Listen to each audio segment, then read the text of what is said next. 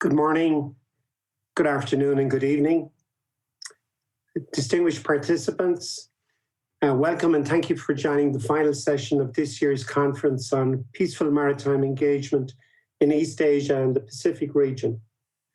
My name is Ronan Long, and I'm the director of the World Maritime University Sasakawa Global Ocean Institute, which is based in Malmö, Sweden. At a personal level, it is a great privilege to be associated with this particular conference series for the past 20 years. On behalf of the ocean community worldwide, we wish to congratulate Professor John Norton Moore, Professor Myron Nordquist, and Miss Judy Ellis for the impeccable conference delivery over 4 decades. During this time, the conference has addressed some of the most pressing and contentious issues in the law of the sea and ocean affairs.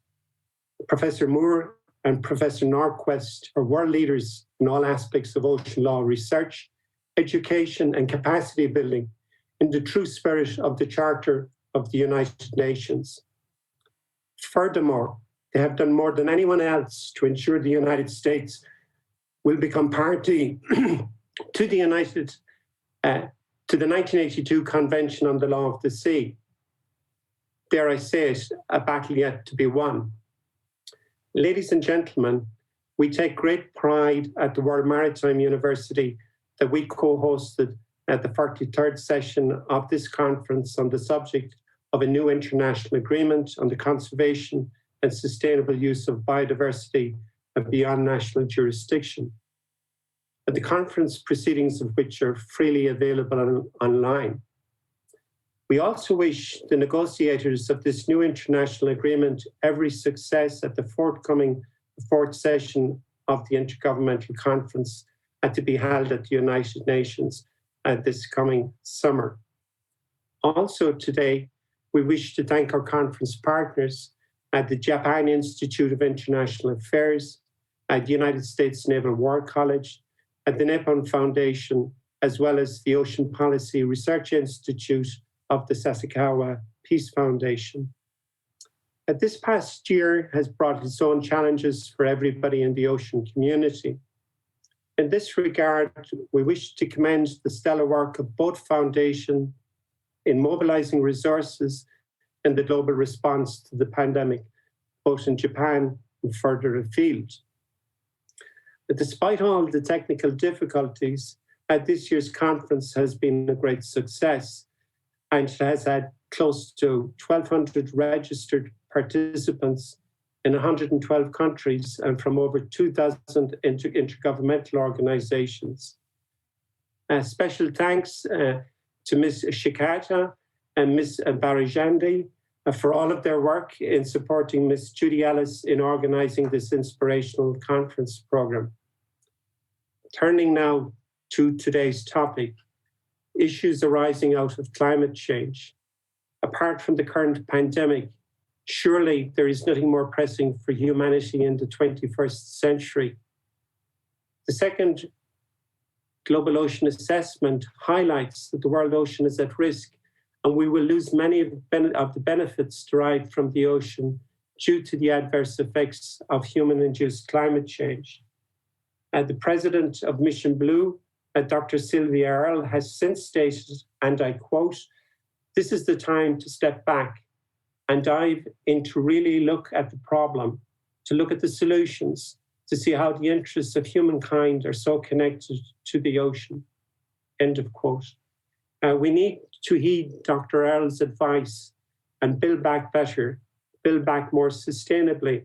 With this in mind, it is therefore a great honor to introduce the first of our 4 panelists, Professor David Vedas, an old friend of mine at the Fridtjof Nansen Institute in Norway, who will now address the issue of sea level rise and the law of the sea, as addressed by the International Law Association and the International Law Commission.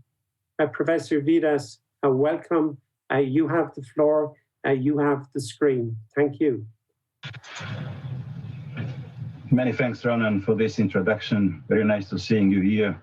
Dear colleagues, ladies and gentlemen, it is really a great pleasure for me to have a chance of joining this esteemed panel and to be able to share a few words with you on the theme of sea level rise and the law of the sea.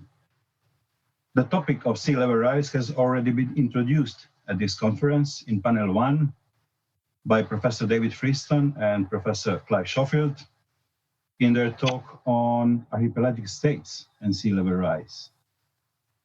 So in a way, I will take up where they left off. We, all three of us, we take part in the same international committee of the International Law Association, that is the Committee on International Law and Sea Level Rise, for which I serve as the chair. David is a co-rapporteur and Clive is a member, all from the outset. This issue of rising sea levels is of increasing importance for many countries in East Asia and the Pacific region. The matter concerns not only small island developing states, so-called SIDS, or if you wish, big ocean states, given their huge maritime zones.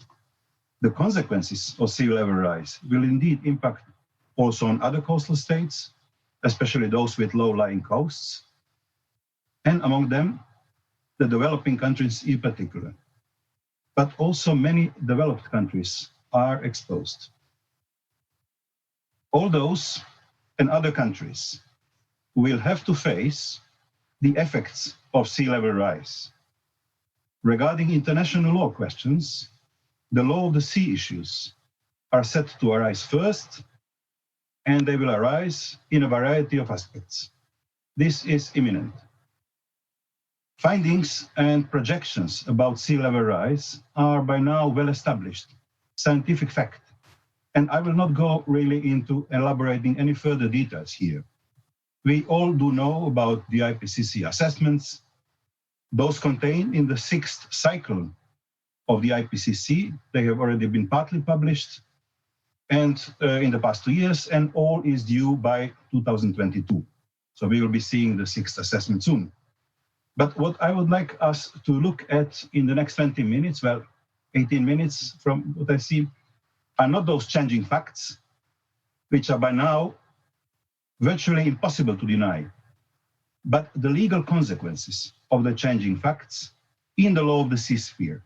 So if we could try to share the screen now and put my presentation on. Thank you very much.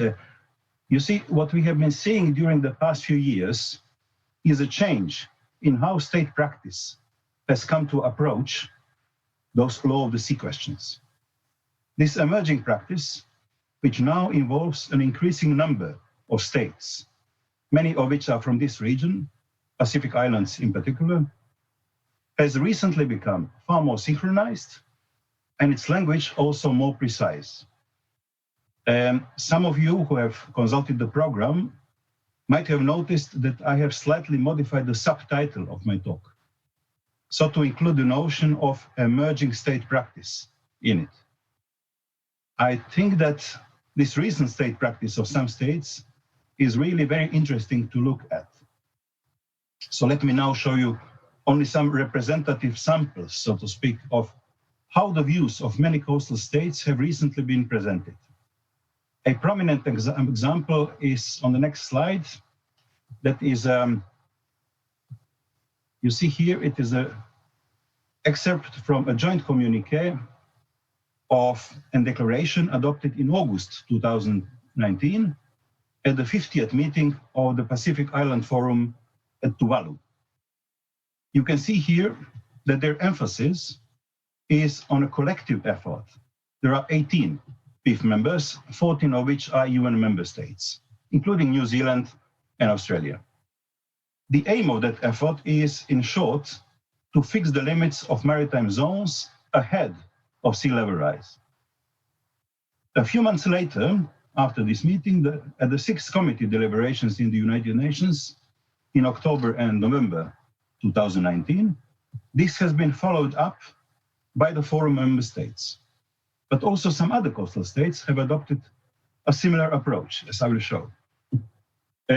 On behalf of the PIF members, Tuvalu stated their key points, and slide 2 shows those really key points distilled from Tuvalu's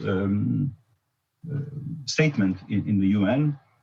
And so as you can see, there is a reference to consistent state practice of those countries. And this practice is for a double purpose. One is settling outstanding maritime limits and boundaries as soon as possible. And the second is fixing geographical coordinates or baselines and outer limits. The underlying reason has been stated too, to promote the stability and certainty of maritime zones and entitlements, including of agreed maritime boundaries. A specific example of how this practice has been followed was provided by Micronesia already on the 24th December 2019, so only a month or two after the UN 6 committee. And the next slide shows this statement by Micronesia. Note the emphasis in the statement by Micronesia accompanying the deposit of charts and list of geographic coordinates of its maritime zones with the UN Secretary General. The emphasis is on maintenance of zones and limits, notwithstanding the change caused by climate change. But this is by no means only Pacific Island practice. For instance, the next slide shows the statement by Maldives. You can note the same logic and the language too. There were, in the United Nations General Assembly 6 Committee discussions in October and November 2019, then in submissions by member states to the United Nations at the end of 2019, then in early 2020, then again at the 6th Committee discussions in November 2020. Many similar statements, and also examples of following this state practice. This included also support by Australia, New Zealand, Papua New Guinea, Fiji, and several other countries. Of course, some other coastal states, especially in Europe, North America, and elsewhere, still hold a somewhat different view and have as yet perhaps not fully grasped the speed and imminence of ongoing change of sea levels. But, and importantly, there were no protests either by any country so far on this emerging practice of those coastal states, who can be regarded as being specially affected by the upcoming sea level rise. You might recall that the ICJ in the North Sea continental shelf cases referred to the role of the specially affected states in the emergence of customary international law. Now, irrespective of whether we here speak of a process towards an emergence of new law, or simply of an emerging and even consolidating subsequent practice of states parties in interpretation of the existing law, that is UNCLOS, there is one interesting phenomenon in this development. This relates to interaction between the emergence of state practice and international law scholarship. It is the question of what influence, if any, might international legal scholarship have played in this development so far. So what I would like us to do in the rest of this talk is to invite on some really quick investigation of this matter. It might not really be that easy and straightforward task to be able to disentangle the causes and effects. It might be necessary to undertake some sort of stratigraphical examination. That is like in geology, to look at different layers of strata in the development of legal thought, all since the early 1990s. That is a development of around 30 years, so we will really have to go very quickly through it. In this stratigraphy of international law scholarship, we have three distinct layers and different roles played by different actors in each of them. So let me show you first who there are in abstract. And this is the next slide, please. you see international law scholarship. Three main forms. But a few words really are due about international law scholarship first, about us, if you wish, most of us at least. We do know that international law scholarship is not a homogeneous category. It is composed of at least three different constituent parts. And on this subject, a very nice article by Sandesh Sivakumaran was published in International and Comparative Law Quarterly in 2017. I think it really is a good read. All of us who work in this field of scholarship belong to the first segment. We are all indeed individual scholars. Then many of us at the same time are members of one or the other form of organized scholarship, an independent expert grouping, such as the International Law Association, for instance. The ILA, as you know, is a rather traditional organization. It was established in 1873. It will be soon 150 years old.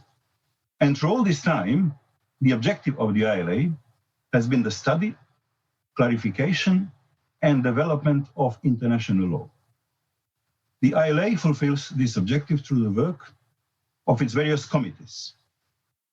And then the members from over 60 regional and national branches join and take part. And then finally, the third category of scholarship, well, not many, but some are or have been members of the International Law Commission. The Commission also represents a form of organized international law scholarship, but is different since it is state empowered. It therefore also has a different role. That role is related to the mandate of the United Nations General Assembly under Article 13(1)(a) of the UN Charter, and that is to initiate studies and make recommendations for the purpose of encouraging the progressive development of international law and its codification. Now, regarding the law of the sea, effects of rising sea levels, all those three main forms of international law scholarship, individual scholars, independent expert groups, and state-empowered entities, thus ILC, have been involved. And their mutual interaction has been important. Even more than that, some interaction with the development of state practice regarding certain aspects of the law of the sea and sea level rise, including language, can be identified, and especially so in more recent years. We really cannot go into details here, but a quick tour through the development of this matter, the past 30 years, reviewed in the remaining few minutes, that can be done. First, several international law scholars have initiated the theme of sea level rise in the law of the sea field some 30 years ago. They were the pioneers, and the next slide shows the list of 3 articles which really were pivotal in this matter. By Karen, our dear and esteemed colleague and friend who passed prematurely a few years ago, by Alfred Sons, and by David Freeston. At that time, when the IPCC was at its very beginnings, they realized the implications of sea level rise under UNCLOS, and each in their own way suggested some possible solutions, be these regarding the baselines or outer limits. Later on, organized forms of international law scholarship approached the issue, and next slide shows it. This inclusion was first done by the ILA, but only in respect of one scientific aspect of the law of the sea, and that is baselines. In 2008, the ILA established the Committee on Baselines. Its mandate was not prompted only, and not even primarily, by the issue of sea level rise. However, this aspect was included as a part of its mandate. That committee, in the first phase of its work, focused on normal baselines. It concluded that phase of its work in 4 years with a report issued in 2012 from which I would, for the purpose of our team, single out several aspects. First, the Baselines Committee concluded that under UNCLOS, and based on an examination of state practice, the normal baselines are ambulatory. Second, at the same time, the committee concluded that the issue of sea level rise exceeds its scope, that the questions prompted by sea level rise involve a broad range of concerns related to different parts of international law, beyond just baselines, and even only beyond just the law of the sea. And finally, the Baselines Committee proposed in its 2012 report that a new committee be formed by the ILA to be dedicated to and focused on the study of this broad range of international law issues. This then led in 2012 to a resolution adopted by the ILA at its Sofia conference, and later the same year to the establishment of the ILA Committee on International Law and Sea Level Rise. Our mandate is a broad one and has two parts, which are shown on the next slide. That is to study and to make proposals for the progressive development of international law. The committee involves many leading international law experts covering different parts of international law, that is law of the sea, but also human rights, general aspects of international law. And it really would take a long time to read all the names of the committee members, but we have a slide also for this purpose. So please, the next one. The law of the sea, if we could have the next slide, please. The law of the sea issues have been an important part of our work, both concerning shorter-term perspective, on which we focused until 2018, and regarding mid to longer-term considerations, on which we now work, and we will be working until 2022, when we are scheduled to present our final report on this matter. On the next slide, you can see how our work has been organized in terms of main themes we cover, and also in terms of division into two main phases. Regarding the law of the sea, in our 2018 report, we have focused on two main aspects, the maritime zones, and that is their limits and not only baselines, and the maritime boundaries. You can see our main conclusions as contained in the ILA Resolution 5 to 2018 concerning the maritime limits and boundaries on the next slide. In short, we have recommended the maintenance of the existing entitlements. This, of course, must be seen in the context of our shorter-term proposals.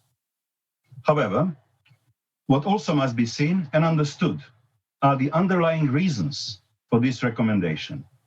And the next slide captures this also from the ILA's resolution. Those reasons, which in fact are related to the paramount objectives of not only UNCLOS, but also of international law, should be read very carefully. They are embodied in the objectives of UNCLOS, stated already in its preamble, but also in other constitutive instruments of international law. Finally, as of mid-2018, the topic of sea level rise has entered the agenda of the International Law Commission. And the next slide shows a brief chronology of the ILC. I would not go further into this matter because as we speak, the ILC and its study group are discussing the issues at its current and ongoing 72nd session. You can only see the main milestones here. So now it's a time to conclude my talk, and I would now like to draw the threads together. I think that the best way to do this would be by trying to identify the key or crucial aspects in the currently emerging state practice, but also in international law scholarship regarding sea level rise and the law of the sea. On this basis, I would suggest that at least 4 aspects emerge as the key one, and my final slide will list them. Importantly, they are shared by states in spite of different views. First, the paramount objectives of international law, including law of the sea, of legal stability and certainty. Many states referred to this fundamental consideration in connection with the effects of climate change and sea level rise. This seems to be among the most frequently emphasized aspects by states taking part in the 6th committee discussions. The ILA committee has also put an emphasis on this aspect, and the first issues paper by the co-chairs of the ILC study group did so too. Second, the unprecedented nature of challenges posed by sea level rise. Regarding views from Asia, some states such as China refer to sea level rise as a new phenomenon that went beyond the current scope of the law of the sea and required examination in the light of emerging state practice. Other states, such as the Republic of Korea, pointed to the need of progressive development of international law and approaches the lege ferenda. Third, the particular vulnerability of low-lying and small island developing states. And in this connection, the explicit description of some states as being specially affected by the effects of sea level rise has been raised in the recent UN discussions. And finally, fourth, the lack of objection so far to the emerging state practice. This emerging practice is not limited to the Pacific Island states. It is present also in the Indian Ocean, we have seen the Maldives, but also in the Caribbean region by Belize. However, so far, no objection by any state has been raised. This is confirmed by both the 2019 and 20 UN 6th committee debates. An important consideration may be in that those states were among the least responsible for climate change, but were likely to suffer the most. Perhaps considerations of equity and justice could explain why protests by others to their recently emerging practice may lack on legitimacy. And with this final thought, it is now a high time for me to conclude this talk and to thank you very much for your kind attention. Professor Vedas, absolute tour de force, and some great questions coming in the Q&A. We're looking forward to engaging on these questions, and we will encourage everybody out there in the global community to post your questions in the Q&A box. And I'm also very pleased that you highlighted the issue of the special needs of small island developing states. And this goes directly to the topic addressed by our second speaker, Professor Jean Bordahandi from the University of the South Pacific, who will address the issue of cabotage restrictions, rules in the shipping of disaster relief aid, navigating the climate change-induced risk for security in the Pacific. Professor Bordahandi, it's very late in the evening for you in Vanuatu, but you have the floor and you're very, very welcome. Thank you.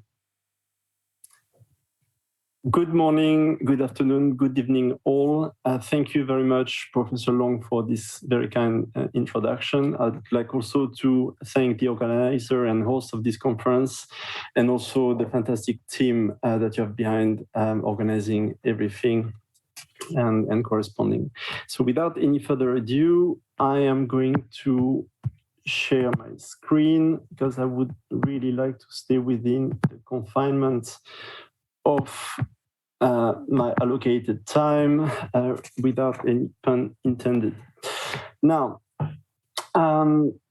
this is a bit of an unorthodox presentation in the sense that it came about from a work that I was tasked to do by the World Food Programme in relation to cabotage restrictions with which they had difficulties during disaster relief. So this is a bit of a converse exercise. I was tasked to give practical solutions to them, and I'm now tasked to present the issues to you. But I guess there is nothing better for intellectual gymnastic than to do this type of exercise. So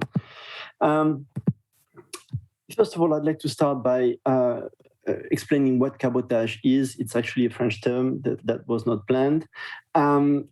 Basically, there is no, as you would have seen from abstract, there is no internationally agreed definition of what cabotage is, but conceptually, it is the restriction of domestic shipping transport to either vessels that are registered under a state or that have obtained a domestic transport license from that state. Now, before I dig a bit more in the issue, just quickly, I'd like to give you a bit of an overview on the context of the Pacific. It's one of the largest oceans. The freight rates are 10 to 20-fold higher than anywhere else on the planet. The Pacific states have usually very small domestic fleet. I mean, it varies from state to state. Fiji has a decent domestic shipping fleet. Vanuatu is not non-existent, but some other states is quasi inexistent.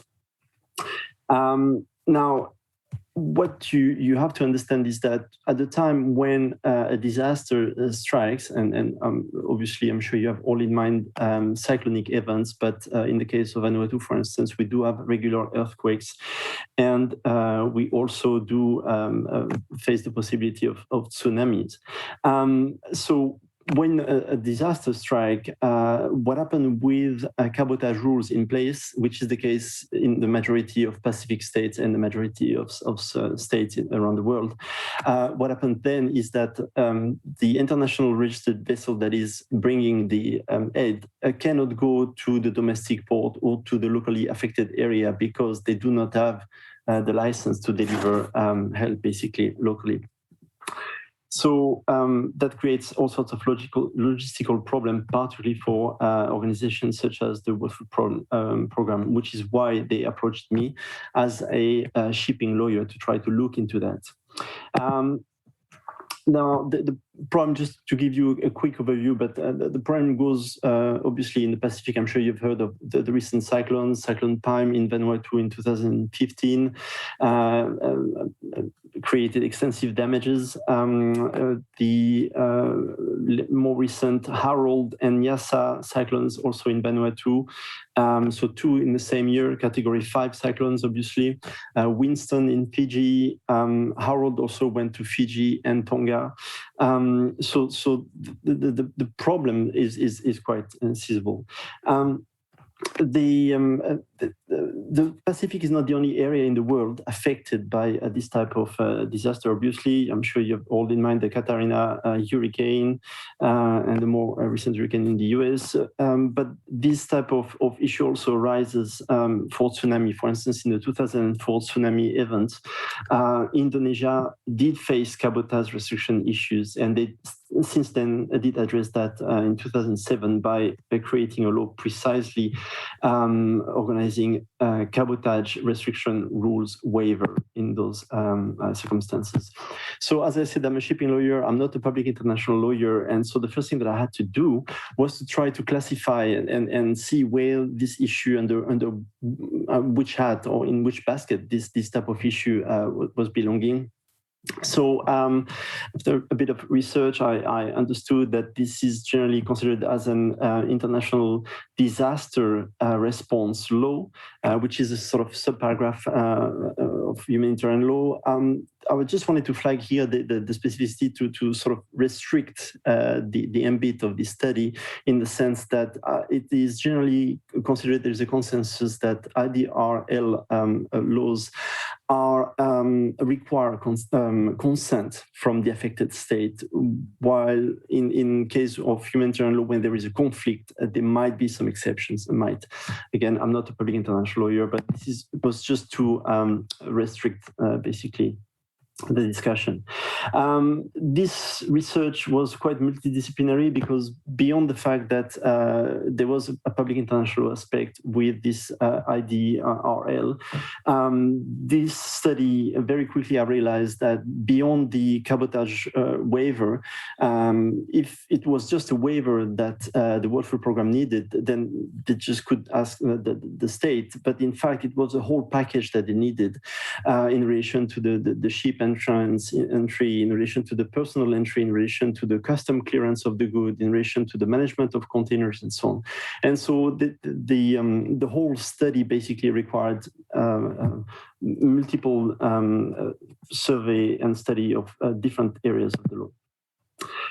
Now, the demonstration that I've tried to adopt for this paper basically is to show that therefore the consent is really required in IDRL, but it's also necessary because of all the subsequent other areas of the law that will take place, and you could not possibly envisage to interfere with a state that is facing a disaster by simply going there and trying to deliver this aid, because then you would face all sorts of maritime, customs issues, sanitary, phytosanitary issues that could bring about serious liability.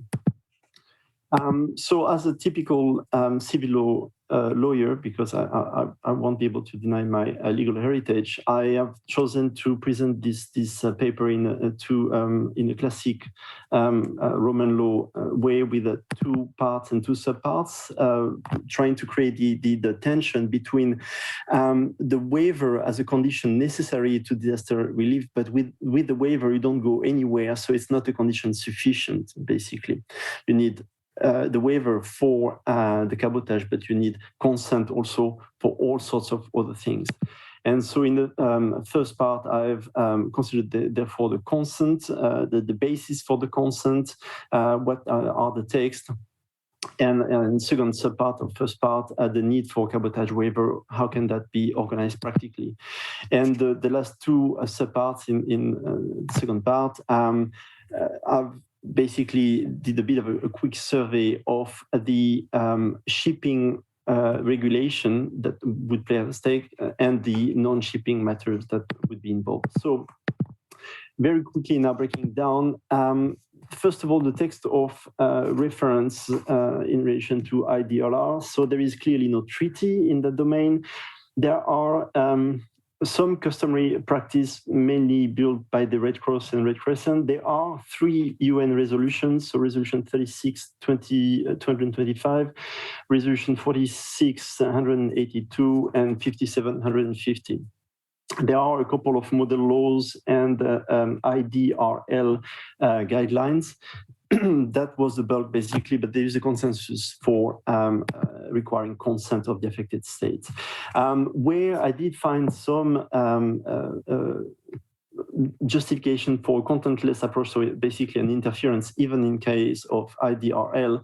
I think I'm being really critical in the forthcoming paper about this, because particularly in the Pacific, where we do have some geopolitical tension, I think this would be an extremely bad idea to consider that we could interfere with a state without its consent in case of disaster, because that would clearly open the Pandora box and would state a very dangerous precedent given the current environment. Now, the third point that I wanted to make here is the possible structure for consent that I sort of contemplated for the World Food Program. Should it be an ad hoc cabotage waiver, but that didn't really solve anything. There was various possibilities, and we decided to try to draft basically a treaty that possibly a country could adopt, being reassured of the protection of their consent and the fact that they would be consulted at every stage, basically. In the second subpart of this first part, I'm considering the need for cabotage rules, a waiver in situation of disaster relief. And so basically here I've mainly consulted the text where this type of cabotage waiver were discussed. And essentially there's 2 texts.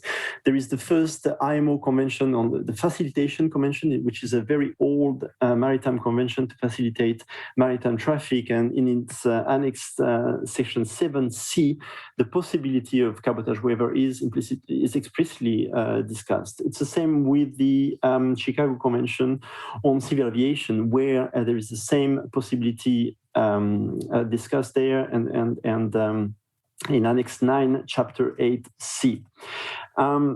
Now, the empirical justification and illustration of waivers, I've cited a couple, but the most striking and interesting one is definitely the Indonesian example with their 2007 law.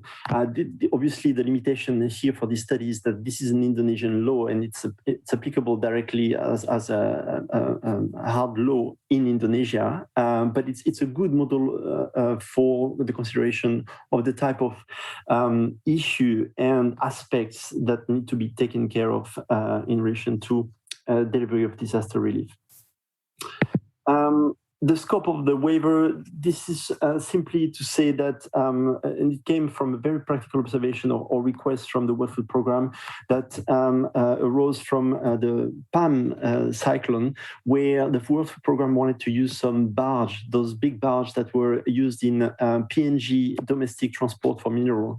And clearly, this was not possible because you're dealing with a vessel that is subject to national legislation, safety, and so on, and you're trying to use that, first of all, in international carriage and then into a domestic environment. So clearly, the cabotage waiver has to be restricted for ships and vessels engaged in international shipping. Now, in the second part, what I wanted to discuss is basically the control of the affected state in relation to other shipping matters. So, for instance, the vessel status, there is all sorts of procedures that need to be fulfilled when a vessel enters into port.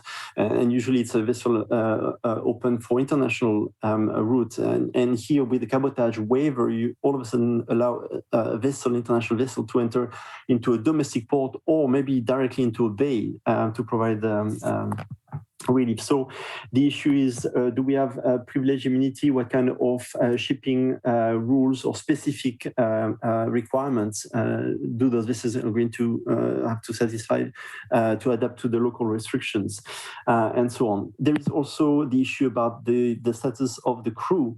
This is probably a term that is more known to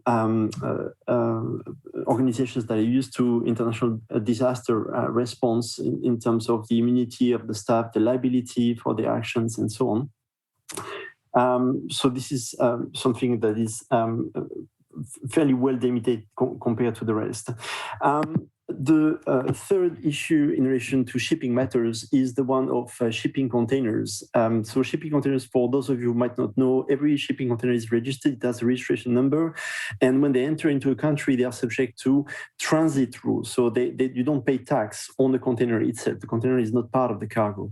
The problem is that, for instance, in the cyclone PAM, the World Food Programme was conducting a workshop 3 years after the cyclone PAM, and 3 years after the cyclone PAM, you still had around 70 containers still sitting in Vanuatu unopened. So that raised a lot of issue because you then have issues of container demurrage, which is a fee that you have to pay when you don't return your container on time and so on. So these type of issues I want to address in the draft treaty, so that state would feel that things are not delivered and abandoned where they've been delivered. The last subpart of my presentation is in relation to the control of the affected states in relation to non-shipping matters. So this is where you find at the top, obviously, the custom clearance status of imported goods, including UBD. So custom clearance, basically, once you have a cabotage waiver, you're not going anywhere if you're not able to clear your goods. And even if those are donations, there might be some tariffs applicable given the domestic regulations. So this is something that really needs to be also cleared. Now, the acronym UBD stands for Unsolicited Benevolent Donations. So it's a very technical acronym used by professionals of disaster relief. And this is to basically to materialize a practice where there is a disaster, everyone give what they have, what they think they don't need anymore, and they put that into a container. It's sent to the disaster area, and it's completely useless and not necessitated there. And so there is a great demand to try to curtail and contain this practice. Vanuatu again received a lot of containers loaded with UBD during the cyclone Pam, and so this is something that is also at the top of the priority of usually the affected states, particularly those that have been recurrently affected, and I know what happened. The second non-shipping matters to take into consideration basically is the phytosanitary and sanitary aspect of disaster relief. For instance, Vanuatu is free of foot and mouth disease. What happens if all of a sudden all the processes guaranteeing that there is no foot and mouth disease are not respected, and this impact negatively subsequently Vanuatu that has a strong beef industry. The last aspect of this presentation obviously is actually an aspect that I didn't deal with because my project was, I finished the draft in 2018, so I was not too aware, probably as the rest of the world population, of pandemic aspect. But since then, a fair bit, obviously, as you can imagine, has been written. And the leading text is the World Health Organization International Health Regulation 2005 that contains basically all sorts of prescriptions that will have to be taken into consideration. So concluding remarks very quickly, and I think I should be able to make it in time. So obviously, it is difficult to envisage IDRL without the consent of the affected state. I think I've tried to make that very clear, and I definitely intend to make that clear in my paper. The second point is that cabotage restriction waivers consented by affected states are not sufficient because you've got so many other aspects that need to be dealt with. That's why there was a need for a sort of a whole package approach. And so even if a state or an organization was pushing for an interference because they thought that there was emergency, that would create so many problems and could give rise to a lot of liability.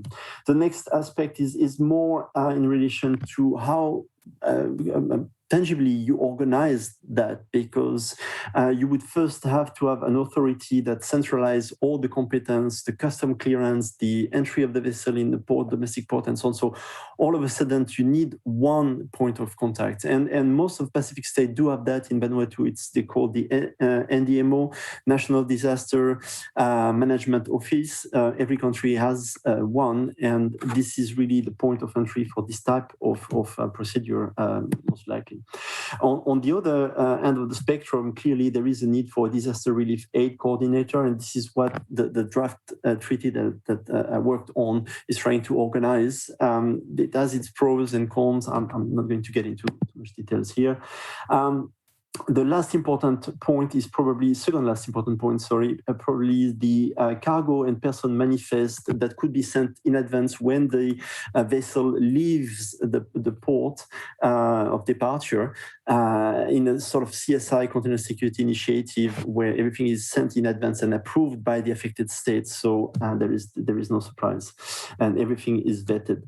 And last bit, the standalone treaty option that was recommended to the World Food Programme will be a long time coming. As a shipping law lawyer, we know that usually there is only a convention after a series of disasters. So unfortunately, that's what I convey to the World Food Programme. And also, a treaty would probably only make sense regionally. The situation in the Asia Pacific or in the Pacific is probably different and require a different treaty if there is such a thing as in Asia or as elsewhere in the US and so on. That concludes my presentation. Thank you very much for your attention, and I'll release the screen share. PJ, thank you very much. Right on time, and again, a couple of similarities in relation to your presentation and our first speaker. And firstly, I suppose the convergence of other legal regimes. I think that came out of the ILA and indeed the ILC work on sea level rise. But in your instance, we see convergence of a humanitarian law on maritime law.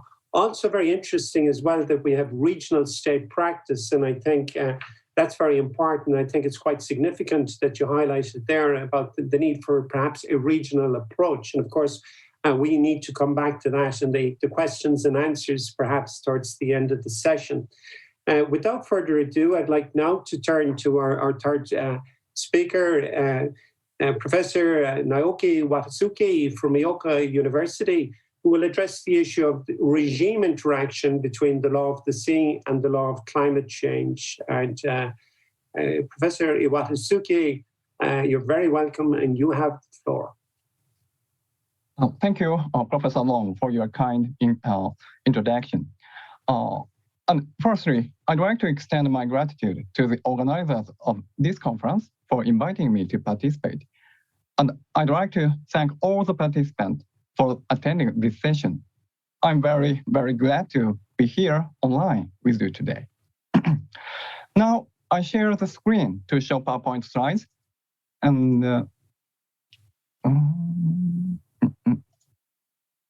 no, not this one. Yeah, this one. And can you see the title of my presentation? Yes, thank you. Okay. Okay, let me start my presentation.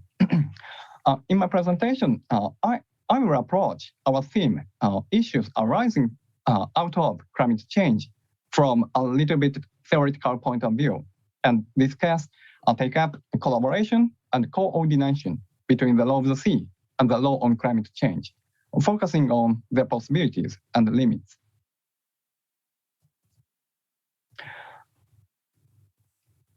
Climate change impacts such as sea level rise, water warming, acidification, and etc., these impacts have various implications for ocean species and the utilization of marine natural resources.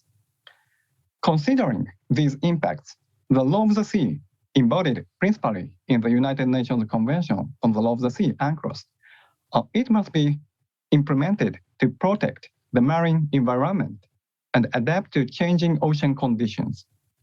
In this respect, the law of the sea may work in collaboration with the law on climate change to achieve the prime objective, the protection of the climate system for present and future generations. On the other hand, issues are arising from the endeavor to alleviate the effect of climate change and to reduce the emissions of carbon dioxide or other greenhouse gases. Researchers have discussed the availability and feasibility of using ocean species as a carbon dioxide reservoir by applying innovative forms of geoengineering, such as ocean fertilization and subseabed carbon storage. Undoubtedly, the development of new methods contributing to the reduction of greenhouse gases is highly desirable from the perspective of the law on climate change embodied in the UN Framework Convention on Climate Change and its protocols. However, such ocean space utilization must be performed in consonance with the obligations under the law of the sea. In this respect, there may be some conflict between the law of the sea and the law on climate change. Thus, appropriate coordination between these two legal regimes should be sought. I will first present the possibilities and limits of collaboration between the two regimes. The key to collaboration between the law of the sea and the law on climate change is undoubtedly Chapter 12 of UNCLOS. The first article of that chapter, Article 192, obliges states to protect and preserve the marine environment.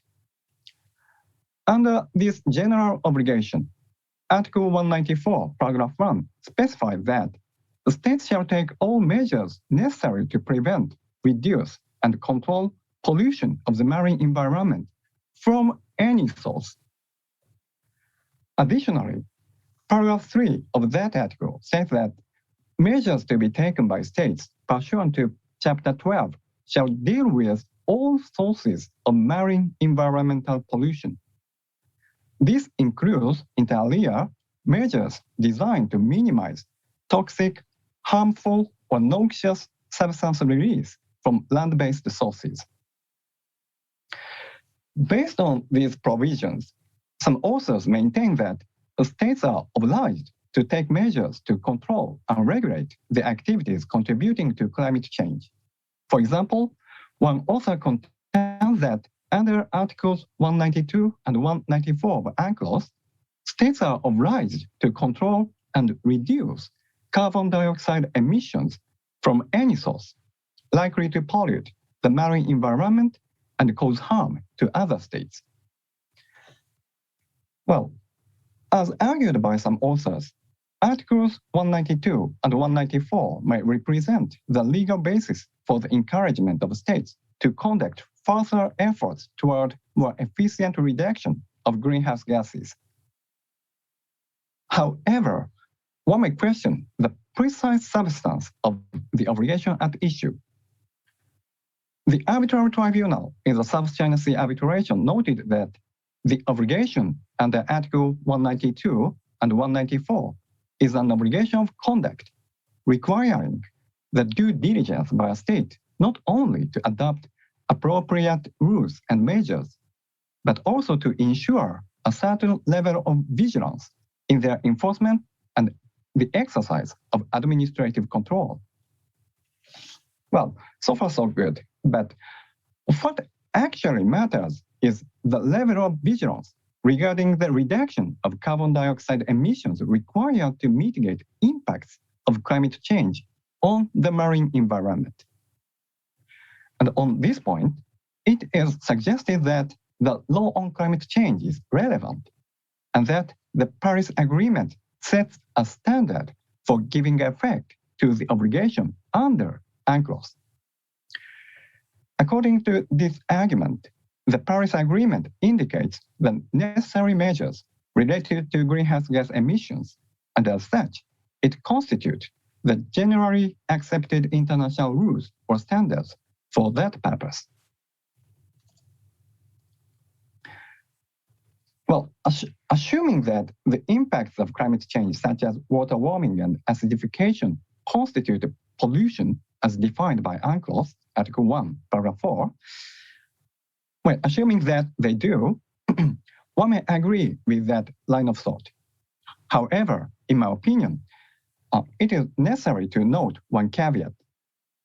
I question whether Articles 192 and 194 may be interpreted as a clause of automatic incorporation of the standards laid down outside the law of the sea regime.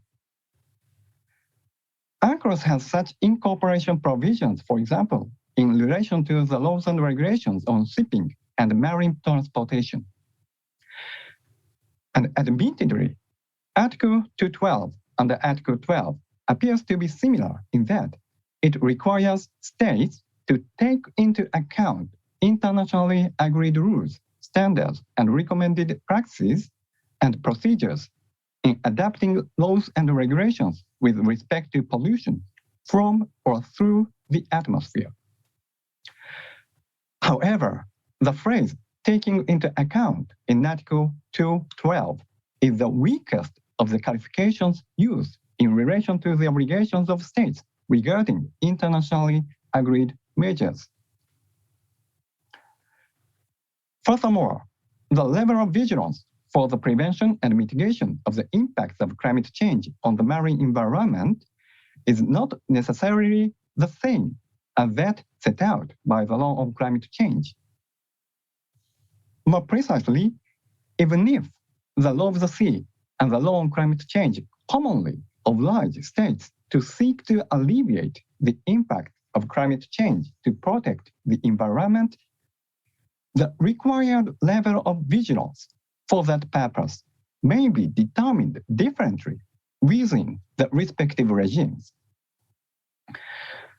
Concerning the law on climate change, the stabilization of greenhouse gases concentrations in the atmosphere at a level needed to prevent dangerous anthropogenic interference with the climate system is essential.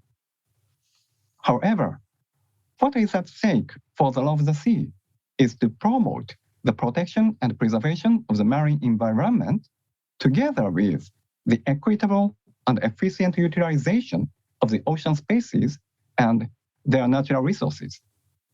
Thus, the different objectives of each regime would lead to divergent standards to be applied.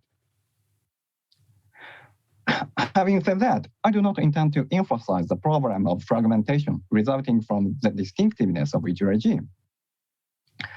Rather, my point is that the incorporation of the standards of one regime into another should be carried out with due respect for the differences in the objectives and the structure of each regime. The aim of collaboration for effective climate change mitigation is not to integrate the two regimes. Rather, collaboration should be sought through continuous adjustment of relevant regime operations while keeping in mind the distinctiveness of the respective regimes. Such adjustment may be better attained through dialogue among relevant international organizations and forums than through automatic incorporation of the standards of one regime into another. Now, let us turn to the second issue, coordination between the law of the sea and the law on climate change. Here, I aim to discuss coordination as a matter of conflict between legal regimes. As I have just mentioned, the law of the sea and the law on climate change represent two distinct legal regimes. Nevertheless, implementation measures of one regime may conflict with the regulations of the other. Such regime conflict has become increasingly arisen in relation to so-called ocean-based mitigation options. Among these, I will discuss here two options, ocean fertilization and subseabed carbon storage. Ocean fertilization is a geoengineering project for transferring carbon from the atmosphere to the ocean. Its fundamental idea is to add inorganic nutrients such as iron, nitrate, phosphate, and urea to the near-surface ocean to stimulate the biological production of organic matter. Introducing such a nutrient to seawater stimulates phytoplankton blooms and increases the seawater's atmospheric carbon dioxide uptake. Well, several studies show positive estimates for ocean fertilization as a means of mitigating greenhouse gases. However, there are numerous uncertainties regarding the process. Indeed, the Intergovernmental Panel on Climate Change, IPCC, perceives ocean fertilization negatively, indicating the risks of unintended side effects and low acceptability. Nevertheless, experimental research on the feasibility and effectiveness of ocean fertilization is underway. Although such experimental research has provoked considerable concern regarding compatibility with the obligations imposed by the law of the sea, particularly Articles 195 and 210 of UNCLOS. Article 195 establishes an obligation not to transfer damage or hazards from one area to another or transform one type of pollution into another. Article 210 specifically requires states to take measures as necessary to prevent, reduce, and control pollution of the marine environment by dumping. Dumping is defined under Article 1, Paragraph 5 as any deliberate disposal of waste or other matter at sea. This definition is sufficiently broad to cover the activities of ocean fertilization. This also applies to subseabed carbon storage. The idea is relatively simple. Injecting concentrated and compressed carbon dioxide into subseabed geological formations. Subseabed carbon storage is promising, and its practical utilization has been actively explored by states. In Japan, for example, feasibility studies have been successfully completed, and progress is now underway toward commercialization by 2030. It's reported so. Subseabed storage can be implemented within territorial seas. However, the point is that injecting carbon dioxide into the seabed might be qualified as deliberate disposal at sea, wherever it is performed. As such, subseabed storage might be qualified as dumping to be regulated by the law of the sea.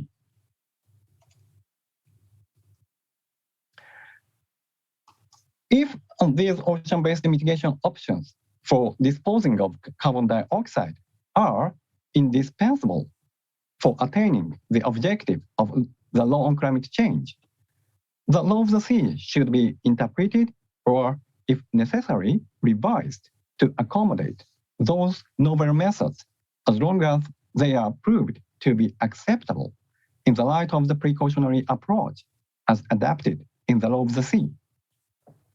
Indeed, such coordination has been sought, particularly in relation to the London Protocol to the Convention on the Prevention of Marine Pollution by Dumping.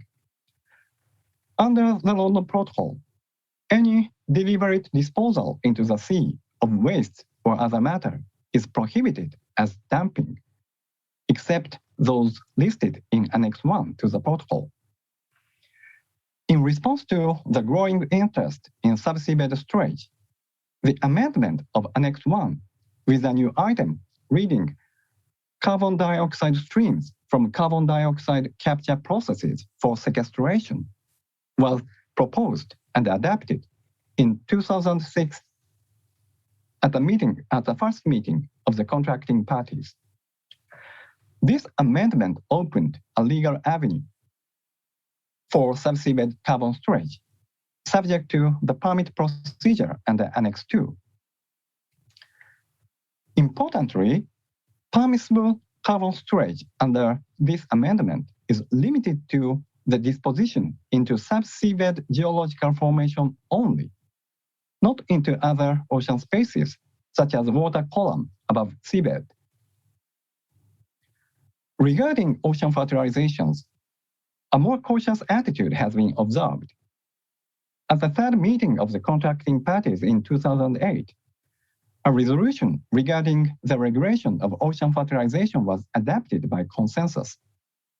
This resolution accepts ocean fertilization only if it is legitimate scientific research.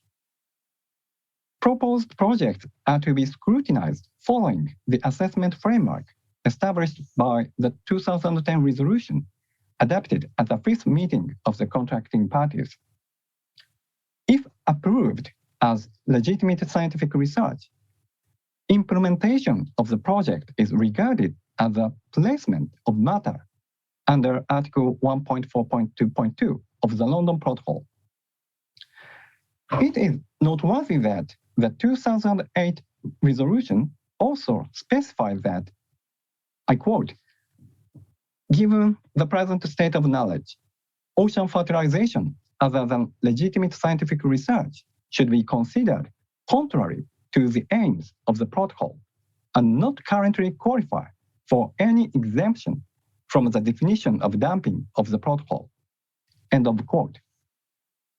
This implies that states consider the admissibility of ocean-based mitigation options should be examined carefully in light of the precautionary approach as now embedded in the law of the sea. The 2006 amendment of the London Protocol and the adoption of relevant resolutions are exactly what is envisioned by Article 210, paragraph 4 of UNCLOS. This article requires states to endeavor to establish rules and standards relating to marine environmental pollution caused by dumping, acting through competent international organizations or diplomatic conferences. it is hoped that further coordination between the law of the sea and the law on climate change regarding ocean-based geoengineering options should be pursued through such endeavors. Consultation and cooperation among relevant international institutions and organs are indispensable for that purpose. Well, we are approaching the conclusion, and instead of concluding remarks, I will make reference to the dispute settlement system under UNCLOS. Some argue that this system offers a mechanism for ensuring the effective implementation of the rules and standards. Some argue that this system offers a mechanism for ensuring effective implementation of rules and standards concerning climate change, as it provides compulsory judicial procedures not available within the law on climate change. Indeed, it may be possible and desirable that the rules and standards to be followed by states are ascertained and established by the International Tribunal for the Law of the Sea or the International Court of Justice, considering the adverse impact of climate change on the ocean. However, given the complexity of climate change and its impact on the marine environment, it would be challenging for the court and the tribunals to identify the level of vigilance required to establish the illegality of alleged acts and appropriateness of risk assessment by state concerned. Therefore, if the compulsory judicial procedures and the UNCLOS effectively contribute to the mitigation of climate change, it will be through the interpretation and application of specified international rules and standards that are established through competent international organizations or diplomatic conferences for the protection and preservation of the marine environment. And importantly, those international rules and standards established through international organizations or international conferences are specifically placed under the jurisdictional scope of the court and tribunals by Article 297, Paragraph 1, Item C. The judicial settlement mechanism under UNCLOS may be expected to work effectively if collaboration and coordination between the law of the sea and the law on climate change are pursued through the standard setting efforts within the relevant international institutions, along with interinstitutional dialogue for that purpose. Well, that concludes my presentation. Thank you very much for your kind attention. And thank you again, Professor Long. Now I return the floor to you. Okay, thank you very much. And thank you for keeping to the time. And it's tremendous, again, that you not only highlight the issue of convergence, but the issue of divergence. Of course, the rules for, or the scope for interventions by international dispute settlement bodies, not only in terms of contentious proceedings, but also in advisory jurisprudence to clarify some of these issues. And of course, that again would apply to the issues of sea level rise that were flagged in the first paper in the session. Interestingly enough, the issues that you've addressed were written about by our next speaker in the last set of conference proceedings. So there is a convergence on this issue as well, excuse me, between various sessions of the conference over the years. And without further ado, I'd like to introduce our last speaker, a very good friend of mine for many years. And it's very late in the night this evening in New Zealand. And Professor Karen Scott, you could not be more welcome. You're an extraordinary contributor to international discourse, extraordinary leader on ocean affairs. And indeed, I don't think there's anybody better in the world to speak to us this afternoon, this morning and this evening on this particular topic, which is the BBNJ agreement, strengthening the ocean climate nexus. And you have the floor and you're very welcome. Thank you. Thank Thank you very much, Ronan. That was an extremely generous introduction, and I'm absolutely delighted to be here. It is, as you say, quite late. In fact, it's probably now very early. It's just gone midnight, so we are officially into Thursday morning. So I would like to begin by thanking the conference organisers for what is obviously a tremendous event and for their very generous invitation to include me in this year's proceedings. As you say, I'm going to focus again on the ocean's climate nexus, but I think I will hopefully build on Professor Iwatsutsi's excellent presentation, sort of looking at the more general relationship between the two regimes. So I'm just going to see if I can share my screen here and my slides. There we go. Hopefully that has worked. So, Ronan, in your introduction, you noted the negotiations which are currently ongoing or paused at this precise moment, but hopefully will be resuming later on this year for an internationally legally binding agreement under the Law of the Sea Convention for the conservation and sustainable use of biodiversity beyond national jurisdiction. And it's that instrument that I want to focus on today. I know that you had a wonderful presentation yesterday by Joanna Mossop, also from New Zealand, looking at this instrument. But I want to actually look at it from the perspective of climate change and really ask the question as to really what contribution this instrument may be able to make towards addressing climate change, particularly in areas beyond national jurisdiction. As our previous speaker has beautifully outlined, there are real challenges, I think, in sort of integrating climate issues within the law of the sea. It's a really interesting regime complex with both complementarities and indeed tensions. So the question, as I say, for me is, well, to what extent might this new instrument potentially contribute to that ocean's climate nexus with that regime complex and potentially even build a bridge between those regimes? So I've got a series of questions which I'm going to look at this evening. I won't get through all of them, but I'm just going to sort of highlight sort of questions focusing on whether there are direct obligations relating to climate change or indirect obligations, and how climate change has really been incorporated through some of the processes relating to area-based protection and environmental impact assessment. As I'm sure people are aware, the BBNJ agreement, as we call it for short, the negotiations were formally initiated in 2017. Of course, the agreement had been in some form or other been sort of under discussion for a good decade prior to then. Negotiations started in 2018. And of course, it's slated to cover 4 broad areas relating to conservation and sustainable use of biodiversity, so marine genetic resources, which I'm not going to be looking at today, area-based management, environmental impact assessment, and of course capacity building and transfer of technology. So thinking about my sort of first question, is the BBNJ agreement likely to directly address climate change and ocean acidification? I think the unsurprising answer to that question is no.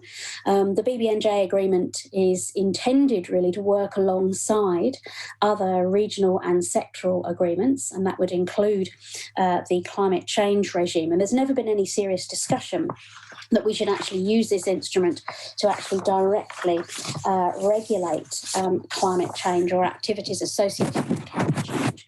And this, of course, is notwithstanding, as has been set out in earlier presentations, that in actual fact, the standards under the climate change regime may in fact not be appropriate in terms of meeting the due diligence obligations of states under Part 12 of UNCLOS. And this is something I've explored elsewhere, particularly in the context of ocean acidification. Nevertheless, the agreement is not intended to directly impose obligations to actually mitigate or otherwise address climate change.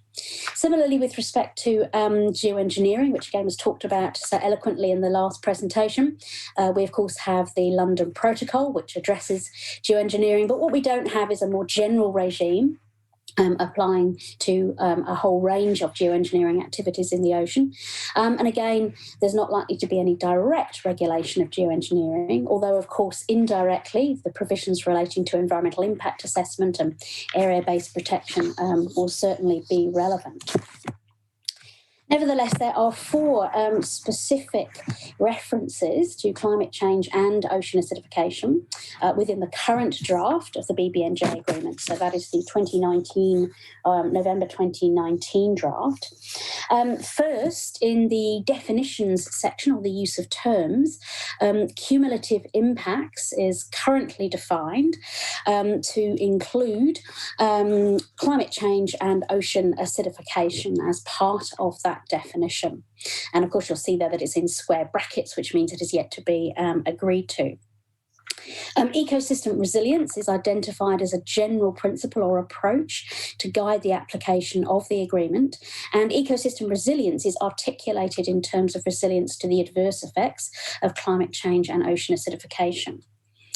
Both threats are identified in Article 14, which sets out the general objectives of area-based management, and the paragraph E of that particular article, which again is currently in square brackets, includes the rehabilitation and restoration of biodiversity and ecosystems, including with a view to enhancing their productivity and health and building resilience to stresses, including those related to climate change, ocean acidification, and marine pollution.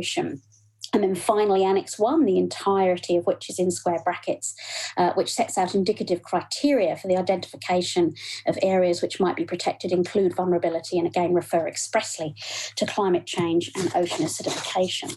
So both threats are essentially there within the agreement. So far, I think the strongest reference to both threats can be found within Part 3 relating to area-based protection, and that is strongest relative to how it is expressed in the rest of the agreement, so not suggesting that it's necessarily very strong. Positively, I think we can say that the BBNJ agreement provides a really clear legal basis for establishing area-based conservation in order to enhance resilience in the context of climate change and ocean acidification. And it also endorses decision-making on the basis of best scientific information, traditional knowledge. It endorses an ecosystem approach and provides for a level of consultation and collaboration, all of which I think would be supportive of using area-based protection for climate change purposes. And then finally, it also provides for monitoring and periodic review by a scientific and technical body. And there's also a reference there to adaptive management. So that's all positive. It's probably worth noting at this stage that it's yet to be decided exactly what the process of area-based protection would be, whether areas would actually be designated by a body established by the BBNJ itself, or whether it would have a more coordinating role relying on regional bodies. So that is something which is currently under discussion. However, even ignoring that uncertainty, I think we can be quite critical of Part 3 with respect to area-based protection, really as it applies to climate change and ocean acidification. So the first criticism I think we can perhaps make is that it's at the moment unclear as to whether fisheries is likely to be excluded from the mandate of the agreement. It certainly is going to be excluded from MGRs, marine genetic resources, but there's a real risk, I think, that actually it may well be excluded more generally from the agreement. So that, I think, would have quite a significant impact in terms of the effectiveness of using area-based protection for climate change purposes. So that would be quite problematic, I think, in terms of using it for those purposes. Second, the BBNJ agreement makes no reference to climate refugia in Part 3 or indeed in its criteria in Annex 1. So climate refugia really refer to those areas which actually are not currently impacted by climate change and are actually resilient, and therefore are areas that we should be protecting in order to try to manage other effects, and certainly science is beginning to advocate for the protection of much wider areas for this purposes, but there's no real basis for such protection under the agreement as it stands. And then thirdly, and probably most significantly, the agreement really doesn't address the inherent tension between the static nature of an area-based measure and the highly dynamic nature of the ocean environment, which of course is exacerbated by the impacts of climate change and ocean acidification. So it does potentially provide for a process of review. There's also a reference, as I mentioned earlier, to adaptive management. But the way area-based protection and indeed marine protected areas are defined are still a very sort of static measure. So they are really insufficiently spatially, temporally and biologically adaptive. The second area where the BBNJ agreement may be able to make a significant contribution in the context of climate change is with respect to environmental impact assessment. In contrast to Part 3, there's no express reference to climate change and ocean acidification within Part 3 and environmental impact assessment, but there are several references to cumulative impacts. And in fact, Article 25 is devoted to cumulative impacts. And as I mentioned at the outset, cumulative impacts is defined as actually including climate change and ocean acidification. So this really makes it clear that when carrying out environmental impact assessments, climate change and ocean acidification is part of the environmental impact assessment process. What again is less clear at this stage is whether the EIA processes will apply only to activities taking place within areas beyond national jurisdiction, or whether the processes will apply to a much wider range of activities which impact on areas beyond national jurisdiction. And of course, the latter is a much wider ranging potential set of obligations, which would potentially apply to activities within a state's metropolitan territory where those activities impact areas beyond national jurisdiction. And of course, in the context of climate change and ocean acidification, the causes of those risks tend to be from outside of beyond national jurisdiction. There are other principles which are kind of indirectly supportive of climate change and ocean acidification approaches. So under Article 5, which sets out principles and approaches, it endorses the precautionary principle or approach, the ecosystem approach, the integrated approach, as well as ecosystem resilience itself. In respect of capacity building, this is an area where there is no express reference to climate change or ocean acidification. Article 42 is certainly broad enough to cover capacity and technology associated with climate change, but there isn't any express reference within it. Now, again, this probably isn't surprising because the climate change regime, of course, is the primary instrument which refers to technology transfer capacity and, of course, has very significant resources associated within that. But arguably, there's no reason why there couldn't be sort of an express reference within that particular provision. And then the final area, which is actually, I think, very important from a sort of a structural perspective, is really to consider the institutional infrastructure within the BBNJ agreement itself. I think one of the challenges we, of course, have with is developing the law of the sea is that UNCLOS is quite weak in terms of its institutions. And, of course, it has not really been able to develop directly as an instrument. It's had to rely quite significantly on other areas. And this is very much in contrast to the climate change regime itself and indeed other regimes such as the Biodiversity Convention. Now, in contrast to UNCLOS, it does look as though the BBNJ agreement is likely to establish a number of technical and political institutions which will support its implementation. And I guess a key question is whether these institutions are going to be sufficiently independent and indeed sufficiently nimble to be able to take appropriate decisions. And I think one question that I have is whether decisions will be taken by consensus. And obviously, if that is the case, then that potentially slows matters down. So returning to kind of my question, will the BBNJ agreement strengthen the ocean climate nexus? I think my answer is that it's a qualified yes. Climate change and ocean acidification are both expressly identified as factors relevant to oceans' resilience, and as such, they need to be considered as part of environmental impact assessment processes. It is yet to be agreed as to whether those processes will apply to activities outside of areas beyond national jurisdiction, but which impact upon biodiversity beyond national jurisdiction. And certainly if that option is chosen, then there is the potential, I think, for this agreement to actually have quite wide-ranging impact on activities which are associated with climate change. This, together with the processes relating to strategic environmental assessment, which I omitted just for the purposes of time, would, I think, potentially require states to actually consider their broader industrial and economic programs, potentially more generally in the context of their potential impact on the oceans. Climate change and ocean acidification are expressly identified as factors that contribute to ecosystem vulnerability, and that justifies area-based management under the agreement as it's currently drafted. But I think under Part 3, area-based management as it's currently conceived is actually quite inadequate when thinking about the response to climate change. The definitions of both area-based management and marine protected areas really focus on spatial protection. They don't include a sufficiently robust temporal dimension.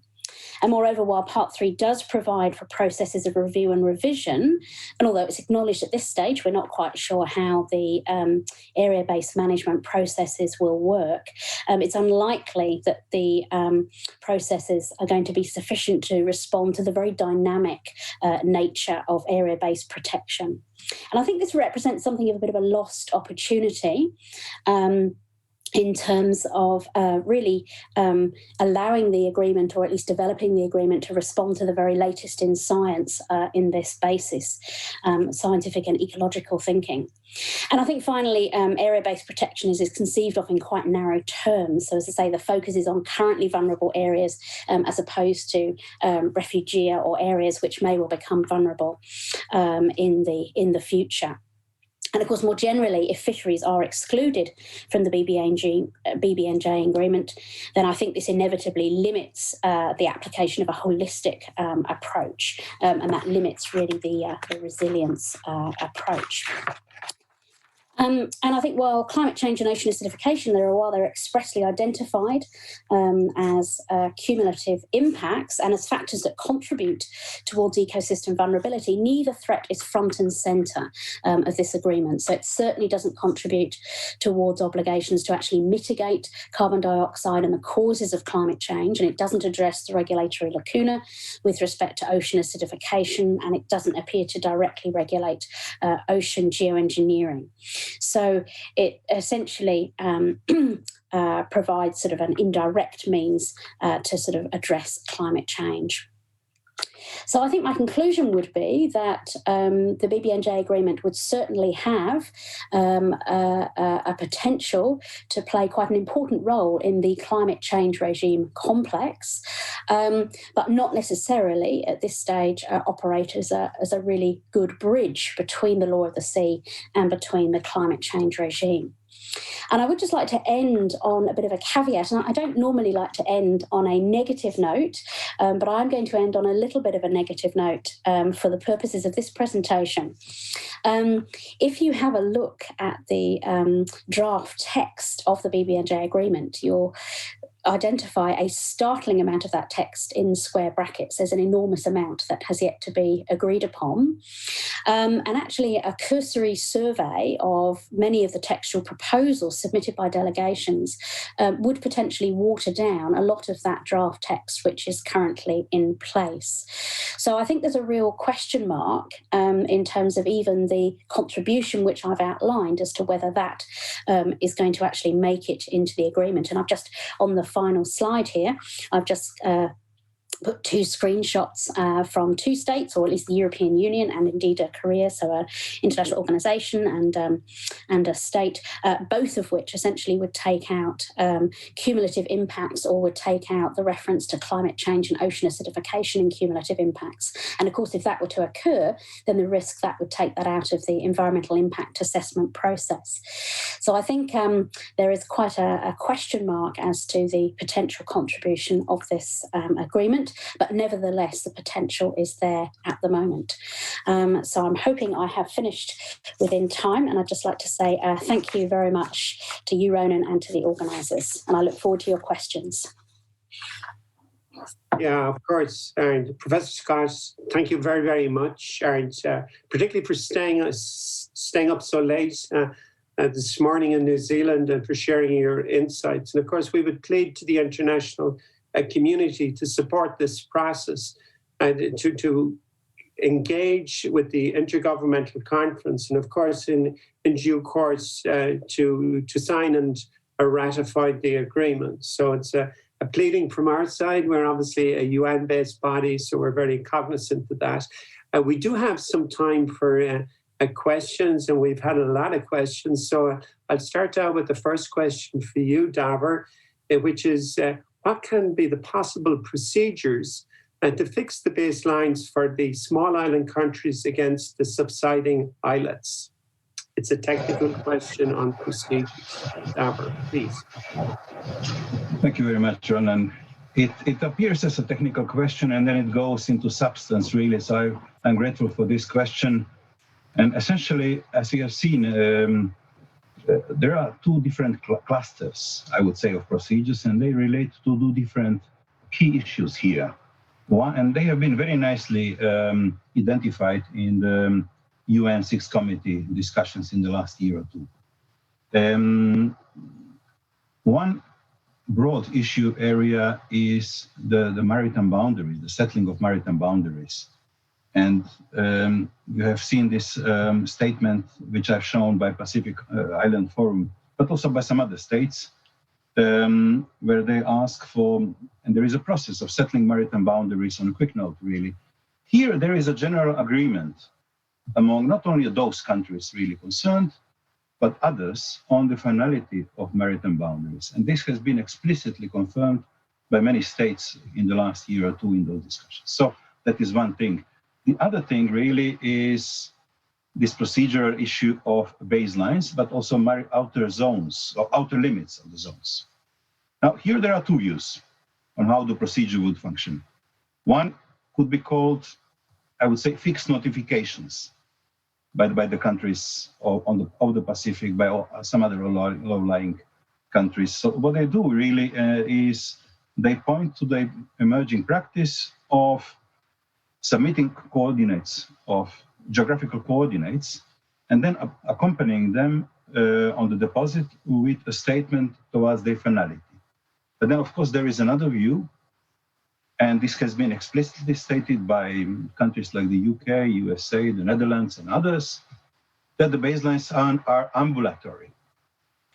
Now, what is shared by both group of countries, conditionally speaking, the two groups, is the ultimate concern, the ultimate objective of facilitating legal stability, certainty, and predictability under international law and law of the sea. I have mentioned that we, the ILA Committee on Sea Level Rise, we have really, with this background, we have recommended the maintenance of maritime entitlements, but I have also said that this is considered in our short-term perspective. Now, in a mid to longer-term perspective, we are entering a very big question which is captured in the axiom, the land dominates the sea. And here I will not go on long, really, because this would require an entire panel to deal with, but I will just echo what Professor Wolfram said in the introductory keynote to this conference, that there is a need of distinguishing in between the geographical and legal aspect of this principle. In geographical terms, of course, there is no dominance by land. there is interaction in between land and sea. So this is the legal principle. And its objective is exactly to serve stability, predictability, and certainty. So I think we will have to keep this in mind, and I think I will stop here. We might have a conference on the land dominates the sea at some other point. Thank you so much. Absolutely, and perhaps it's a topic next year, and I would commend to our participants across the world to take a look at Judge Wolfram's keynote, remarkable contribution to this conference this particular week. I'd like to turn to PJ. Can you please explain about the law in Indonesia that governs the cabotage waiver for disaster relief? Thank you very much, Professor Long, for this question. So basically, I'm not going to dwell too much. There is two excellent reports on that question that facilitate the access to that information. There is the IDRL report. It's a comparison actually between the IDRL guidelines and the legal framework in Indonesia. It's directly accessible on the International Red Cross website. And so I definitely recommend this one. There is also another report that is available from the OCA website and the Relief Web. So if you look for those two reports, they are quite detailed about the measures that have been adopted by Indonesia subsequently to the tsunami. And really taking on board the experience of complete mismanagement and disorganization during the tsunami that created so much damage in Banda Aceh. So this is, I think, in a nutshell, the response, because otherwise I would have to go into too much details through those reports. Now, if you allow me, I think also passing another question in relation to activities. Okay. Yeah. So, yeah. PJ, we're caught on time restrictions, so no problem. I'd like to turn to some of the other panelists. And Naoki, there's a very question on the, shall we say, jurisdiction of international courts and tribunals, and specifically, how does one compel other states to submit to the jurisdiction of international courts and tribunals to settle climate change-related disputes when they do not recognize either or both regimes? You're muted.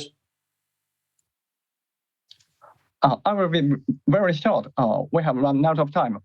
So thank you for the question. This is a traditional question. When one disputing state has no common basis of jurisdiction with the other disputing state, but is willing to bring the dispute before the court, there is no alternative but to try to persuade to do so through consultation and negotiation. And some argue that a state may resort to countermeasures to put pressure on the other state to assure its consent to jurisdiction.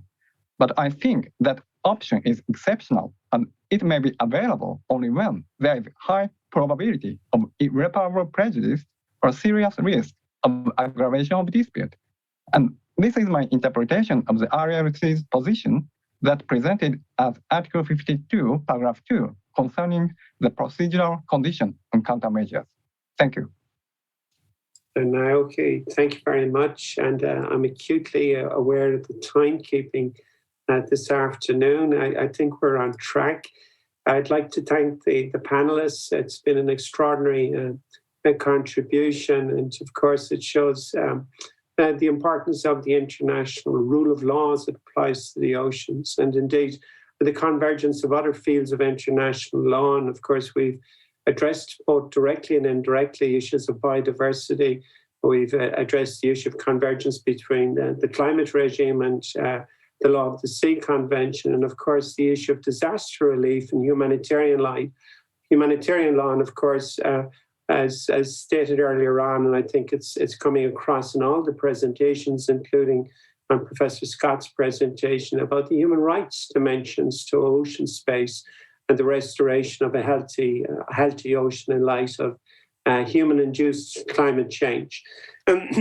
Looking to the future, it's certainly our wish that we can all be back in person, especially in the springtime, to see and share the joy of the cherry blossoms in Tokyo and Japan. In the meantime, from this penultimate panel and contribution to the conference, we would like to say thank you. We wish everybody a very happy morning, a very pleasant afternoon, and a very good night or early morning to Professor Scott. And of course, we reach out to our many colleagues and friends and our alumni from the university right across the Asia-Pacific region. Stay safe, stay healthy, and please stay with us, because in less than 8 minutes' time, we will be joined for the closing keynote from this conference by Professor Atsuko Kanahara, and it is going to wrap up the conference on our behalf. So thank you very much, and thank you, panelists.